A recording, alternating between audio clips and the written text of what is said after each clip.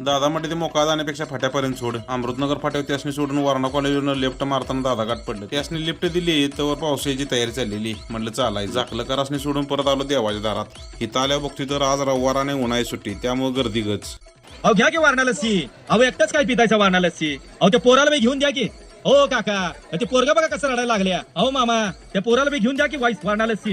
हे आवाज कानावर पडल्याशिवाय देवाचं दर्शन झाले असं वाटतच नाही. जत्रा होऊन महिनाच ओलाटल्याला, त्यात आम्हाला जत्रा गावलीच नाही आमच्या कामामुळे. अहो चालायचं, प्रत्येकाला काहीतरी प्रॉब्लेम असते तीच. देवाच्या भेटीला अजूनही सासनकाट्या डोंगरावर येते त्या, आणि इकडे काय आपल्याला बघायला नको अजून त्या गोष्टीला टाइम. तोपर्यंत तुम्ही डोंगरची काळी महिना बघा. देवाच्या दारात आल्यावर नारळ सगळीच फोडते. केसराची विल्हेवाट काय सगळ्यांनीच माहिती आहे, पण ज्यावेळेस आपण नारळ फोडतो त्यावेळेस एखादं मोठं चंचू पात्र जर का तयार केलं, नारळ पाणी वाया जाते की नाही, ती जर का आपण सरकारी दवाखान्याला जर का एकत्रित स्वरूपात दिलं तर किती आशीर्वाद मिळतील. देवाच्या दारात जी डोक्यात आलं ती तुमच्या पुढे मी मांडलं, आणि संकल्पना जर का योग्य वाटत असली तर देवस्थानला हे व्हिडिओ पोचवा. बरं, दर्शन वगैरे झालं आणि